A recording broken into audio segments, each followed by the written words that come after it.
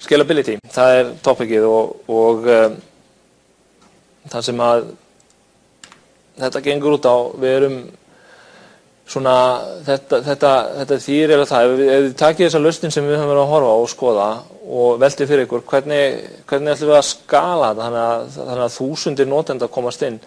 Tók sem dæmi, var ekki miði.is lendi í einhverju álagi daginn og það krassaði allt saman. Vitið þið hvað voru margir sem voru að fara inn á síðuna? Ég veit ekki, hafið þið hugmynd það? Ætli þetta hafi verið 100.000. Það ekki eins og svona margir sem að búa á Íslandi.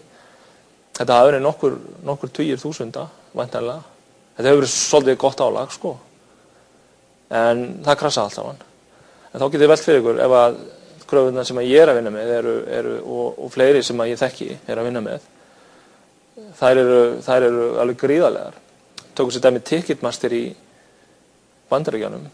Hann með svona kerfi og það reyndar íslensk fyrirtæki, ég held að sé nú ennþá íslensk sem að sér það og það sennilega það kerfi sem að höndla mest af öllum íslenskum kerfum sem hafa verið gerð. Ég hugsa Better kerfið og CCP og fleiri sé nú hann einhvers staðar í nágrenninu, allavega einhvers staðar eftir. Þannig að þegar það koma 10, 20, 30 inn á serverin þá á hann ekki einu svona hyggsta, það triksið. Ég veit ekki hvernig til dæmis MySchool hann hefur nú verið að hyggsta hérna þegar að byrja, hafi ekki lent í því. Það hann dettur niður. En það að því að koma nokkur hundruð nemendur á sama tíma. Þetta ekki margir sem að fara inn, en nóg margir og þá bara dettur það niður. En ástæðan svo að þeir skala bara upp. Ég minni það, ég get ekki fullt það, en ég held að það sé bara skalað upp. Og ég ætla að segja ykkur hvað það þýðir. Þannig að ég ætla að tala aðeins hvar við erum, kröfurnar, ég ætla að tala session state, strategíur til að dreifa og svo kemur rosalega skemmtilegt koncept sem heitir Scale Cube og síðan Eventual Consistency sem svona, tökum databasina eins og afgreiðum hann öðruvísi og kenning sem heitir CAP Theorem. Þetta sem ég ætla að fara yfir og þetta mynd sem við höfum kíkt á. Takk eftir því að databaserinn koma hérna inn, client server, relational management databaser koma svona einhvern tímann hana á 9. áratugnum og síðan eru svona alls ráðandi hérna á 9. og 10. áratugnum, kannski aðeins fyrir líka. Það bara relational model, svona gerum við gögn. Við höfum séð á síðasta áratug, fyrsta áratug þessar aldar var dominant og líka í lok síðustu aldar þá var Windows mjög dominerandi. Windows bara átti, það bara 97-8% af öllu dótinu og flestar vélar sem að tengdust internetinu voru Windows-vélar. Windows-vélar var bara það sem að var að nota netið. Í dag Windows aðeins brot af því sem að áður var, hvað var þar markaðsfjölda. Windows örugglega 20-30% af vélum sem tengjast netinu í dag og það náttúrulega bara mobilinn sem hefur tekið það. Stýrikerfi eins og Linux, MacOS og allt það, þetta orðið svona eitthvað sem að keyrir á desktopum, það sem að skiptir máli í dag hins vegar, það sem við viljum vinna með og ég reikna með að skiptir bestu máli þessi mobile stýrikerfi því að það eru þau sem eru fjöldin hann úti. Desktopin bara komin í minnihluta eða á detta þangað, þannig að við getum allavega ekki glemt þessum mobile en við getum heldur ekki glemt hinnu. Þannig að mobile stýrikerfin hátíð með 5 browserar og við erum komin yfir í apps, APIs, cloud og NoSQL. Kemur svona breyting og ástæðan fyrir þessar breytingu svo að scalability skiptir svo rosalega miklu máli. Þess vegna fyrir við cloudið, þess vegna fyrir við NoSQL og þess vegna fyrir við á móti APIs. Þess vegna erum við að fara yfir í þessar tækni vegna þess að við erum að leysa scalability vandamál. Annars væri fínt að nota bara skellunum MySQL upp og allir ánægir, það bara dugar ekki til. Kröfurnar sem við sjáum í dag high availability, það verður allt að keyra alltaf. Það ekki einu svona hægt að fara niður í maintenance. Maður sér stundum svona, já við ætlum að loka hérna fyrir vegna maintenance, verður lokað hérna miðnótt, en miðnótt hjá einum dagur hjá öðrum. Þannig að þetta eiginlega ekki hægt lengur. Og þess vegna hafa komið fram forritunarmál eins og Erlang sem að símafyrirtæki nota, þannig að þeir þurfi ekki einu svona, þeir geta uppfært með hana allt keyrandi. Þannig að það þarf high availability, það verður alltaf virka alltaf. Það verður að vera milljón af notendum og það verður að vera þúsundir af transaksjón per sekund. Og hvað ef við þyrftum að vera með 20.000 transaksjónir per sekund? Meina, hvað var hvað allir álegið hafi verið á miði.is eða hvað hét þarna? 20.000 að kaupa miða á sama tíma á sekundu. En þetta eru kröfurnar sem að við sjáum mjög víða, til dæmis í bankakerfinu og ástæðan fyrir ég valdi 1,2 og sem er 20.000 er svo að það er tala sem að ég er að vinna með og sem er eiginlega fáránlegt að vera með svona markmið.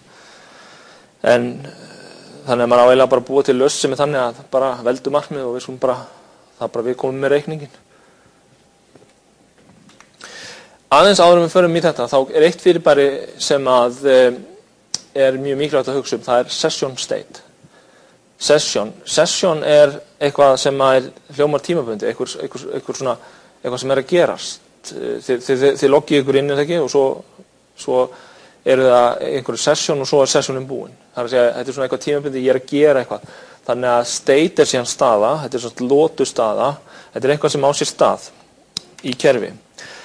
Síðan ef við rifjum upp transaksjónir, þið þekkið transaksjónir þegar við lært database. Þið veitum hvernig transaksjónir eru og database asset eiginleikar og hvað það heitir.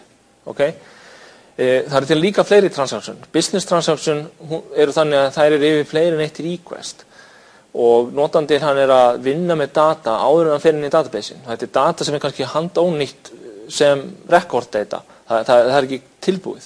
Það er ekki búið að fylla út í öll fíldin. Ef þetta væri umsókn, þá getur þetta tekið marga daga að fylla út. Notandi loggar inn, þetta er svona eitt dæmi, hann fer í katalógin, hann loggar sig inn, fer í katalógin, skoðar einhverja vörur, velur nokkra vörur, skoðar meira jável, fer síðan og setur þetta í körfuna og síðan fer hann og kaupir.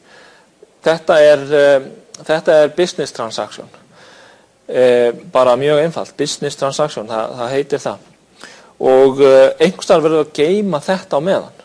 Það er að segja, ég vel vöru og svo fer requestið aftur tilbaka á klientinn og hann er búinn að velja vöruna og svo ætla ég að velja aðra vöru og hann fer í körfuna og svo velja ég kannski þriðju og síðan ætla ég að fara að kaupa. En hvar voru þetta mínir valkostir, hvar voru þeir geymdir á meðan milli þessara requesta? Hvar í ósköpunum ættum við að geyma dótið? Hvað myndið þið segja? Hvað getur ég geymt þetta? Það er náttúrulega þið þekkið þetta, þannig að það er náttúrulega augljós svör. Hvað myndið þið segja?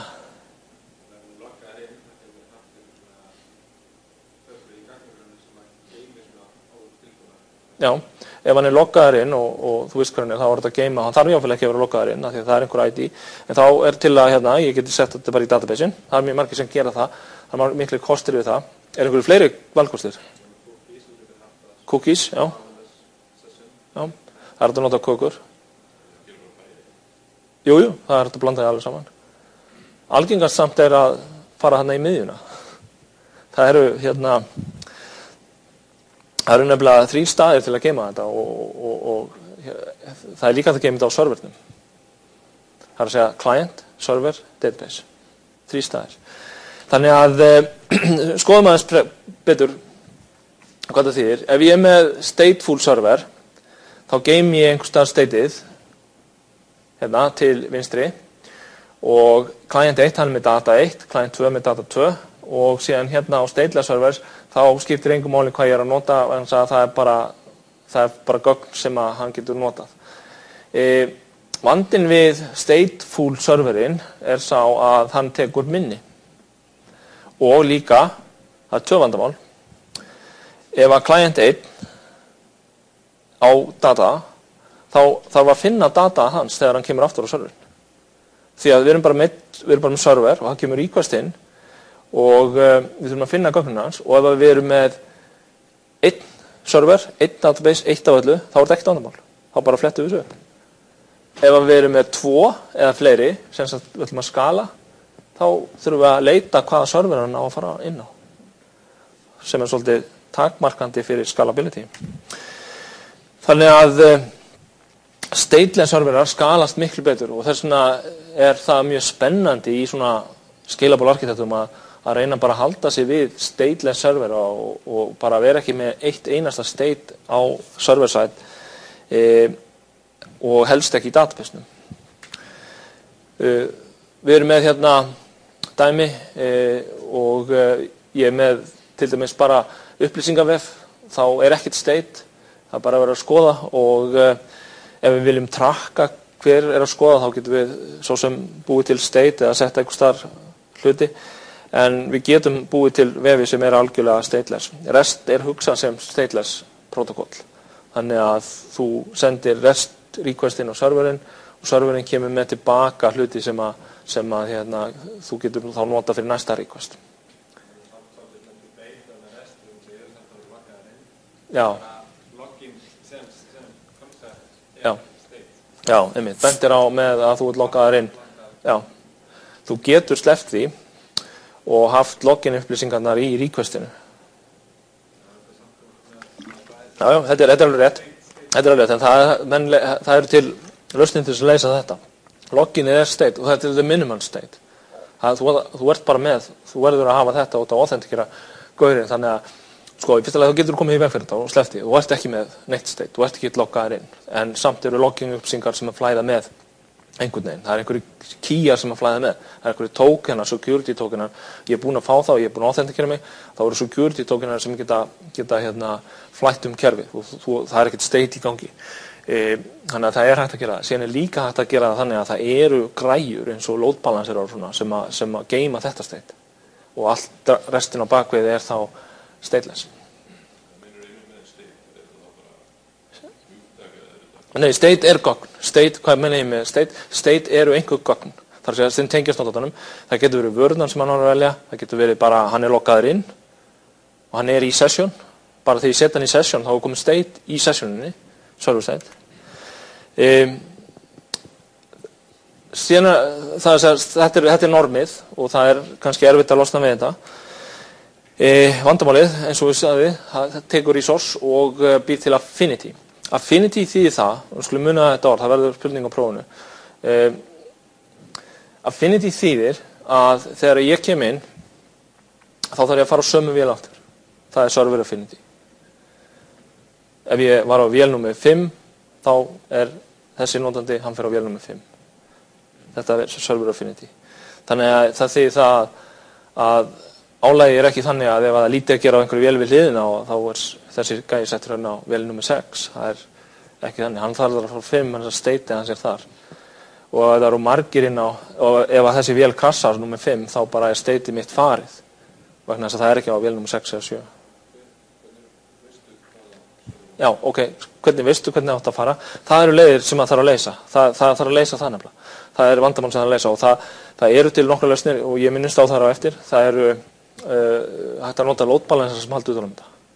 Þeir vita að þegar það kemur request frá einhverju ákveðinni IP-tölu, þá velja þeir server og nota einhverja mismunandi aðferði fyrir það. Það er misjætt hvað flóknar aðferðir eru. Einfaldist væri bara round robin, bara næsta og næsta. Bara eftir 5, þá tökum við 6 og 7 og svo framvegis. Svo þegar hann kemur næst, þá fletta þær í lookup-töflu með minni hver á hvað. En þessi load balancer þurfa að vera mjög öflugir til þess að höndla samtíma notendur marga. En þeir eru sérhannaðir fyrir þetta. En samt sem áður, taka resource og þessi resourcear í minni, þeir eru kannski ekki að gera neitt, það er enginn að nota á 90% af tímanum eða ég vel sennilega líklega 99%, það bara situr í minni bara upptekið í annað. En session state, það þýðir það að þetta tímabundið staða, tímabundin gögn sem tengjast einhvers konar session. Session eitthvað sem einhver lota, eitthvað sem byrjar á ákveðnum tímapunkti og endar á ákveðnum tímapunkti. Og síðan það bara farið. Og við berum þetta saman við record data. Record data þýðir það að þetta eru gögn sem eru persistuð í gagnagrunni. Við getum búið til session og geymt hann í gagnagrunni. Það er alveg hægt. En það er ekki record data. Það er session data sem geymt í gagnagrunni. Þannig að þetta hefur kannski ekki með gagnagrunnin að gera. En session tímabundin staða sem geymt, getur verið inconsistent. Jafnvel þó hún sé í database-num, þá það að merkja hann sérstaklega. En record data, það long term persistent data sem database og það þarf að vera consistent. Það að segja að ég get með hálfan user sem ekki búin að reyndar margir sem gera það, en ef ég með driver þá verður hann að vera tengdur við product og þetta verður alltaf virka. Það verður að vera consistency í gögnunum. En það geta verið field sem eru kannski optional í þessum tilfellum. Þá kemur þetta æfingin sem við vorum búin að leysa. Hvað game í sessionin? Það kom til að database, svo kom ennum til að nota bara einhverja cookies og það raunum þessi 3 playerar sem eru í boði. Client state, server state og svo database state. Og þess vegna eru 3 design pattern sem ég ætlaði að kynna núna sem heita client session state, server session state og database session state. Þannig að þetta eru mjög einföld hugtök en þetta eru design pattern sem hafa þessu nafn. Þannig að ég ætla að kynna þessi design pattern og þetta er eitthvað sem ég hugsa að þið þekkið bara alveg ágætlega og kannist við og myndi ekki koma ykkur á óvart. Session state þetta er client session state, geymir state í clientinum þannig að það kemur eitthvað og það fer aftur tilbaka. Serverinn bara afgreiðir og segir, hérna dótið þitt og það annarkvort kaka sem sett eða það bara sett inn í requestið tilbaka, hér eru gögnin þín, hérna eru vörurnar sem þú búin að velja, þessar 2 hérna, taktu við þeim. Og það þýðir það að næst þegar ég fæ fyrirspurn, þá þarf ég að fá það sem komið er. Þannig að þetta þarf að fara á milli. Og eins og við vorum að ræða á það, Session ID er minimum stateið. Ef ég loggar inn, þá ætla ég að geyma það einhvers staðar. Síðan get ég, það er þetta geymd í kökum. Það er líka þetta encoded inn í urlana. Fela þetta í websíðinu inn í urlinu. Það er þetta að gera þetta sem return gildi fyrir REST og þá þarf maður að bara taka dótið sem ég fekk tilbaka og setja aftur inn. En það þýðir það að þetta má ekki vera of stórt. Þannig að ef ég vil hafa það, segjum sem svo að ég þarf ekkert að vera að búa til pláss á server til að geyma þetta, þá get ég bara reynt að vera með bara, ef lausnin er svona, þá get ég reynt að bara hafa þetta í klientinum og sent bara á milli. Það er að segja að gögnin mega þá ekki vera of stór. Virkar ekki fyrir stór gögn og security issues í þessu, svo líka þá tapast allt dótið ef að klientin krassar, en það er svo sem minnsta vandamáli, en ef að klientin krassar þá kennir notandinn náttúrulega bara sjálfum sér eða sinni tölvu eða eitthvað, vonandi allavega. En ef að klientin krassar þá náttúrulega, en menn ekkert að reyna að leysa svoleiðis vandamál, það bara gerist. En þetta má gera stórt og þetta eru öryggisatriði, en það þarf að enkrypta þetta, ekki? Ef þetta eru einhverja upplýsingar sem eru viðkomnar. Næsta er session state, það er eitthvað sem þið kannist. Ég bara er með request hérna og ég set dótið inn í sessionuna. Bara HTTP session, þið kannast við þetta. Þá fer þetta inn í hérna, og leiðu gerir það, eins og við gerum í verkefninu sem við erum að vinna, þá erum við búin að búa til server affinity. Og þá erum við komið með scalability vandamál. Bara leiðu við gerum þetta. En við tölum það líka hvernig það á að gera það. Það er að geyma þetta hvernig sem er, bara ég set object formi inn í dótið, það er líka að vera með þetta sem object, sem XML. Og hvar geymi ég þetta? Algengast er að geyma svona í minni, þá bara segi http session.add og svo eitthvað object, þá fer það bara í einhver datastruktúr einhvers staðar. Ég get líka geymt þetta í application serverðum, sagt við hann, hér er eitthvað dót, geymt það, ég get sett þetta í skrá, eða ég get sett þetta í local database. Og þá er ég alveg búin að negla það niður að ég er háður þessari vél. Það er gallinn. Ég er háður vélinni núna. Ef ég skrifa þetta í fælinn er á þessari vél, þannig að ég verð að fara inn á vél nummer 5 eða hvað sem það var. Þannig að ég þarf einhvers staðar að geyma þetta og algengast er að bara geyma það í sessioninni í minni. Og það er einmitt HTTP session, það er að geyma þetta í einhverju svona það tala stateful session bean, það er hugtakið kemur þarna náttúrulega. Hvenær nota ég þetta? Þetta er bara einfalt, þetta er svona default sem menn gera. En það eru gallar, það er mjög erfitt að taka eitt server út. Og til dæmis það sem að, ef þið ímyndu ykkur til dæmis hvernig uppfærir kerfi, og til dæmis það sem að við gerum, þá höfum við mjög oft uppfært svona kerfi þegar þau eru live, og þá tekur við bara á litlum álastíma, þá tekur við bara helmingin af vélunum út og fjarlægir þær, uppfærir þær síðan og síðan þegar allt virkar þá setur við þær inn aftur. En hinn helmingurinn heldur áfram að vinna. Þannig að clustering, session migration, það er annað hugtak sem að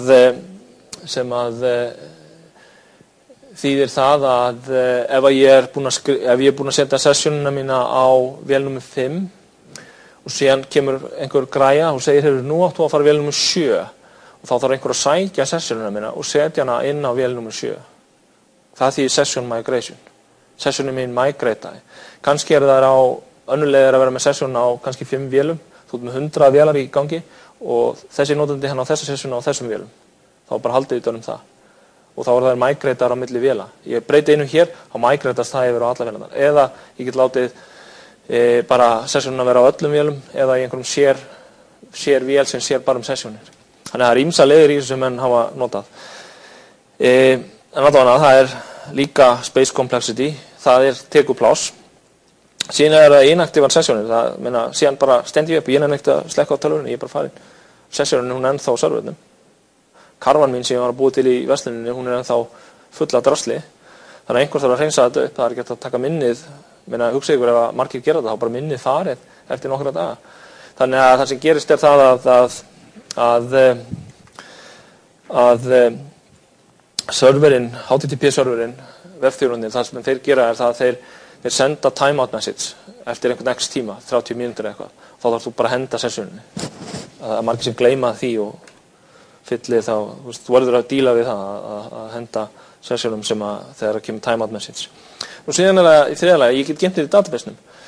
Og það náttúrulega öruggast og þá út að séu temporary data, en ég myndi segja að ég myndi búið til töflur sem myndu user eitthvað svoleiðin sem í vinnslu, hann ekki tilbúin, eða ég geima hann sem svona eitthvað flagg í user-töflunni sem segir hérna, hann ekki legal, hann sem sagt ennþá í vinnslu, ég geima hann samt þar. Og en þetta þýðir það að einhvern veginn verður að láta vita, þannig að það gæti verið að þetta brjóti integrity reglur, það að segja, þetta ekki komið, það ekki búið að setja driverinn og bílinn, það ekki búið að tengja á saman. Og þá þarf maður einhvern veginn að forrita þetta, annarkvæmt með því að gera sértöflur fyrir inconsistent data eða hafa flögg sem segja data ekki komið. Hvenær gerir þetta? Það alveg klárt að það auðveldara að skala þetta. Vegna þess að þú getur bætt við eins mikið af vélum fyrir framann og þú vilt. Og það er margir sem fara þessa leið, eru bara með stóran database sem kostar nokkur 100 milljónir og eru bara með fullt af vefþjónum, einföldum vélum fyrir framann, bara helst ekki opaslega öflugar hver en margar og svo bara eitt database. Allir færi saman database inn og þetta virkar mjög vel að gera en við þurfum að passa okkur að gögnin og gagnamagni sem á flæða milli má ekki vera of stórt því að þá verður þetta of þungt. En ég veit marga lausnir sem hafa einmitt bara tekið þessa afstöðu og það virkar mjög vel. Það getur hins vegar verið takmarkandi því að einhvern tímann bara ekki hægt að láta databasein höndla meira og hann gæti orðið bottleneck og hann sérst í scale-kjúbanum þá hann afgreitur líka sérst ég get ignora hann eða ég get reynt að leysa hann eða leysa þetta sem bottleneck og svo líka þarf að gera clean up og þá þarf maður að fara í, þá þarf að vera einhverja rútínur og það sem menn gera það bara einhver svona jobb eða processor sem keyra klukkan eitthvað á nóttinni eða hvernig sem og bara fara í gennum töflurnar og hreinsa þær upp, henda út drasli sem þarf ekki vera þar. Körfur sem eru hálfar og enginn vildi kaupa og enginn að nota og bara eru síðan í gær, þá bara þeim hent. Það einmitt það sem verið að reyna að leysa hérna. Client sem við bara ignorum það vandamál. Það bara að klíra kassið sitt eða historyinu eða hvað það nú Server session þá það inactive message og svo retention rútínur. Það kallað stundum retention rútínur, það rútínur sem bara keyra einhvern tímann og hreinsa svona dót. Annað tengt þessu sem skiptir óbúslega máli, það caching. Caching bara temp data sem í minni eða það líka til svona serverar sem eru bara cache serverar sem eru settir fremst við Apache vélarnar. Þá hafið fremst, dæmi með eitt sem ég þekki vel, það Squid sem bara getur tekið performancein alveg verulega upp vegna þess að það svo mikið af gögnum sem hægt að kassa, eru static gögn breytast aldrei. En það eru líka gögn sem breytast og við viljum kassa og þá þarf að vera með einhver mekanisma í okkar kerfum þar sem við erum með gögn sem að hugsa ykkur sparnaðin ef ég get fundið það út að 80% af gögnunum mínum ég þarf bara að presentra þau og þau breytast ekkert svo mikið. En þetta vandamál. Þau geta orðið hvað ef að gögnin breytast, hvað ef að eitthvað uppfærist og þá eru til lausnir. Við skrifum svona lausn fyrir nokkrum árum, distributed caching, það notum við bara message-kerfi. Þá ef við ímyndagröfunum séum með 4 vélar og það cache þeim öllum sem er mjög öflugt og síðan kemur breyting og það sem við gerum þá sendum við bara message, bara með JMS eða einhver svona messaging-græju á þessa vélar og þeir fara og henda cache-inu sínu og svo kemur næsta request, nokkrum millisekundum seinna, þá bara segir hann, heyrðu, nei, ég ekki með þetta, ég þarf að fara á serverinn og sækja þetta og þá fer hver vél og sækir þegar hún fær request. Það er talað það að cache verður stale eða cold eða old og þá getum við notað svona event-based cache. Ástæðan fyrir því að við skrifum þetta á sínum tíma var svo að það var ekki til svona lausn. Hér er dæmi. Þetta er dæmi sem er frá eina mínum verkefnum. Þetta er Lengjan í Danmörku fyrir nokkrum árum. Þetta er gammalt screenshot. Þetta er Spilleue 47 greinilega. Það er sennilega, vitið hvað vika er núna? Danir er alltaf með svona vikur. Vitið hvað vika er núna? Nei, það vita enginn. Ég hugsa sér svona 43 eitthvað, 40 eitthvað slúðins. Client session, það sem við gerðum hérna, við notuðum hérna 3 tegundir af session í þessari lausn, bara allan pakkan.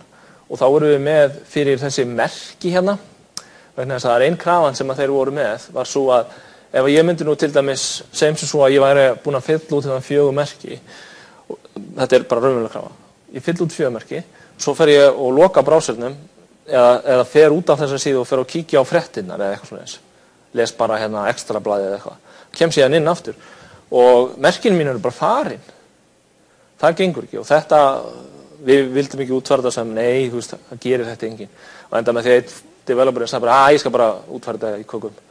Og hann hendi því upp og málið var dautt. Þannig að við notum bara kökur hérna. Við tökum þessi merki, það er að segja, leikur 1, það er 2, leikur 2, það er búum bara til streng, gefum hann í köku og svo þegar þetta er byrt þá bara kakan lesin og það er merkin og geim þannig. Þannig að merkin eru client session, síðan erum við með bara service session líka á bakveita sem er þá bara customerinn og svona fullt af hlutum þar og síðan erum við með líka session í databasenum. Þar erum við með session sem við skráum en við þurfum að trakka hvenær menn loggast inn og það þarf að vera persistað. Það verður að vera traceable í kerfinu, hvað einasti kunni kom inn og hvernig hann fór út og hvað hann gerði. Það er allt traceable. Og þess vegna þurfum við að vera með session í databasenum líka. Við lostum ekkert við það. En sumir gætu sleppt því, en við erum með þetta allt saman í grunnum. Þannig við erum að nota þessari lausn allar 3 valmöguleikana. Okay, we are building an application and processing development grants. The application is complicated and users can log in and continue work on their application. What design pattern would be used for storing sessions?